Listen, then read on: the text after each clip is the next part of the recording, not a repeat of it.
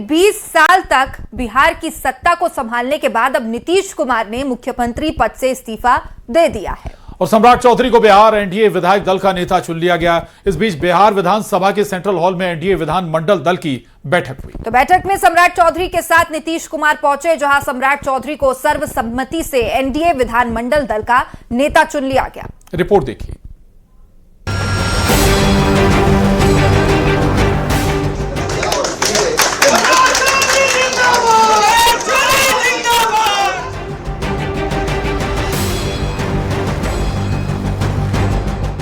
करीब 2 दशक तक बिहार की कमान संभालने के बाद आज नीतीश कुमार ने बिहार के मुख्यमंत्री पद से इस्तीफा दे दिया और बिहार के सियासी इतिहास में पहली बार भारतीय जनता पार्टी का सीएम बनने जा रहा है। सम्राट चौधरी के नाम पर मुहर लग चुकी है। पूरे हमारे विधायक दल ने, विधानमंडल ने सर्वसम्मति से सम्राट चौधरी के नाम का समर्थन किया और खबर है कि सम्राट चौधरी बीजेपी की तो पहली पसंद है ही। नीतीश कुमार और पूरी जेडीयू भी सम्राट चौधरी के नाम पर पूरी तरह संतुष्ट हैं।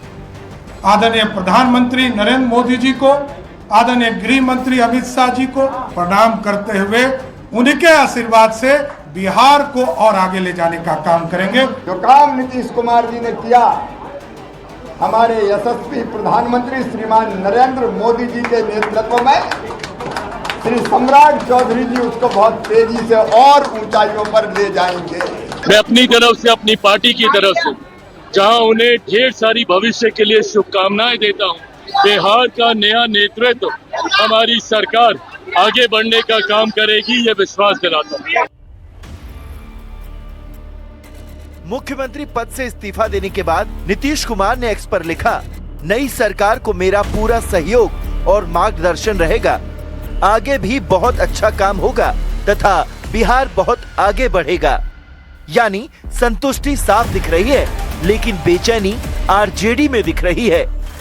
कोई भी सरकार हो, जनता का चुनाव सरकार नहीं है और जो भी मुख्यमंत्री बनेगा बिहार जो है गुजरात से चलेगा। अगर कार्यकाल 26 के अप्रैल को खत्म होना था तो उस स्लोगन का मतलब क्या था? 25 से 30 फिर से नीतीश, और जो कोई भी कुछ बनेगा इसके बाद गुजरात की प्राथमिकताओं के आधार पर, दिल्ली दरबार की प्राथमिकताओं के आधार पर अपनी कार्यशैली विकसित करेगा।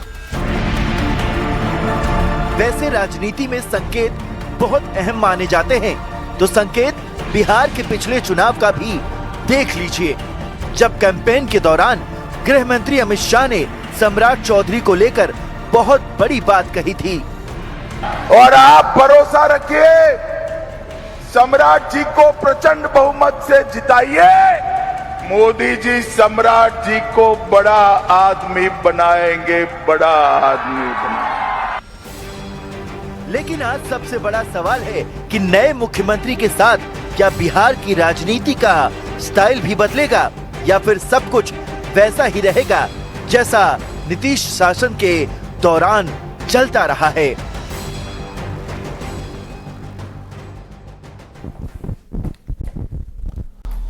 और पीएम नरेंद्र मोदी ने दिल्ली देहरादून एक्सप्रेसवे का उद्घाटन किया। उद्घाटन से पहले पीएम मोदी ने रोड शो किया, जिसमें बड़ी संख्या में जन सैलाब उमड़ा। पीएम मोदी ने रास्ते में पड़ने वाले डाट काली माता मंदिर में दर्शन पूजन भी किए। और करीब 12,000 करोड़ रुपए की लागत से तैयार 210 किलोमीटर लंबा एक्सप्रेसवे बनाया गया है। तो महज 2.5 से 3 घंटे में दिल्ली से देहरादून का सफर पूरा हो सकेगा। रिपोर्ट देखिए।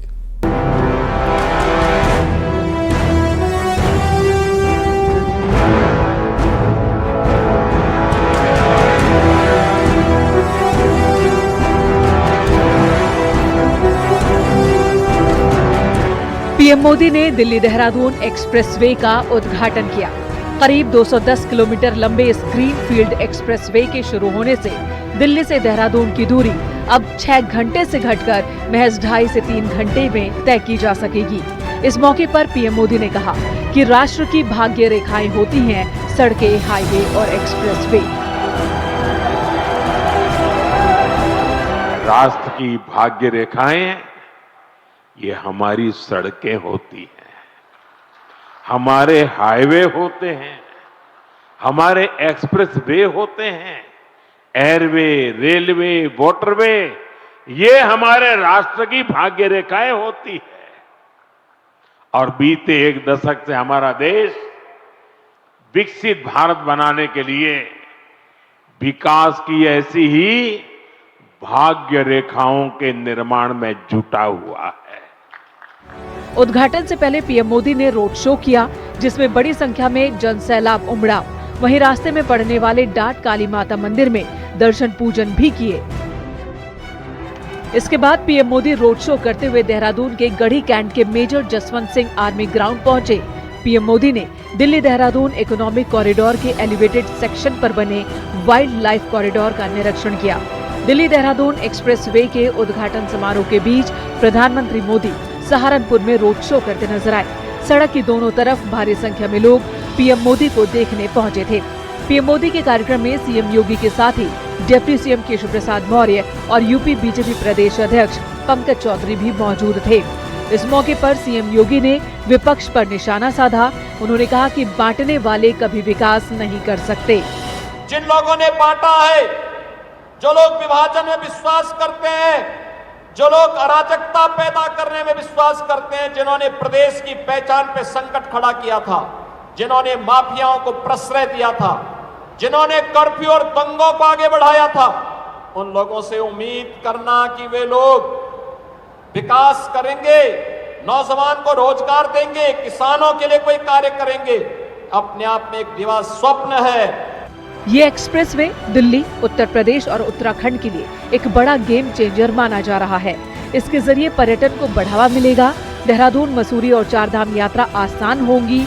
यमुना एक्सप्रेसवे एनएच और 10 से ज्यादा स्टेट हाईवे से सीधा कनेक्टिविटी होने की वजह से आसपास के जिलों के लोगों को फायदा भी होगा।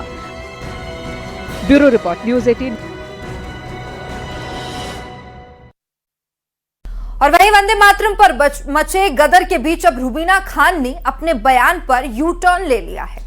रुबीना इकबाल ने अपने शब्दों पर माफी मांग ली है। अपने कथित अपशब्दों को लेकर रुबीना इकबाल ने खेद जताया है। तो पार्षद रुबीना इकबाल ने कहा कि राष्ट्रगीत का पहले भी सम्मान करती थी और आज भी करती हूं। पुलिस ने दोनों पार्षदों से पूछताछ की थी और उसके बाद रुबीना खान के माफी मांगने वाला बयान सामने आया। देखिए रिपोर्ट।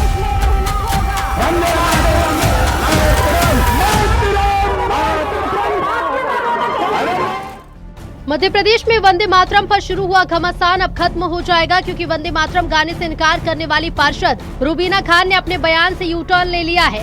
रुबीना इकबाल ने अपने बयान पर माफी मांगते हुए कथित अपशब्दों को लेकर दुख जताया और कहा कि राष्ट्रीय गीत और राष्ट्रगान का सम्मान करना हर भारतीय का कर्तव्य है। एक तो मैंने, वो लोग जब उकसा रहे थे तो मैंने उनसे बोल दिया आपके बाप में दम हो। दूसरा मैंने कांग्रेस पार्टी को ये बोल दिया भाड़ में जाए। तो ये दोनों लफ्ज आपत्तिजनक है। जब इंसान का गुस्सा थोड़ा ठंडा होता है ना, जब उसको समझ में आता है कि भाई ये हमने गुस्से में गलत बोल दिया, और गलत बोल दिया तो उस पर खेद प्रकट करने में मुझे कोई आपत्ति नहीं है। इसलिए मैंने अपना खेद प्रकट करा कि मुझे नहीं बोला चाहिए। मैंने ये बोला कि मैंने वहाँ पे कोई अनादर वंदे मातरम का नहीं किया, बल्कि मैं 15 साल से पार्षद हूँ। 15 साल में कम से कम 70-80 बार मैंने हर मीटिंग अटेंड करी है। वंदे मातरम विवाद को लेकर पुलिस ने सोमवार को पार्षद फौजिया शेख से पूछताछ की थी और अब रुबीना खान से भी पुलिस ने पूछताछ की। दरअसल इंदौर नगर निगम की बैठक में कांग्रेस की दो पार्षद फौजिया शेख और रुबीना इकबाल खान ने वंदे मातरम गाने से इनकार कर दिया था, जिससे लेकर भारी हंगामा भी सदन में हुआ था। देश में रहना होगा,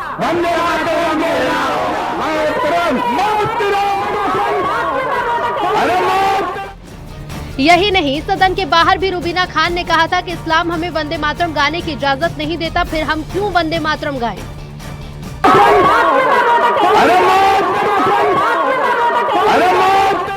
रुबीना इकबाल के बयान पर भारी बवाल हुआ था। बीजेपी ने सदन से लेकर सड़क तक प्रदर्शन किया था। कोर्ट में भी एक याचिका दायर की गई थी, जिसमें वंदे मातरम का अपमान करने पर एफआईआर दर्ज करने की मांग की गई थी। यही नहीं, इन सब के बीच सोमवार को रुबीना खान के पति इकबाल खान का पूजा करते वीडियो सामने आया, जिसे लेकर कई सवाल उठे थे। अब ऐसे में रुबीना इकबाल के अपने बयान पर माफी मांगने के बाद इस विवाद पर विराम लग जाएगा। इंदौर से मिथिलेश गुप्ता की रिपोर्ट, न्यूज़ 18।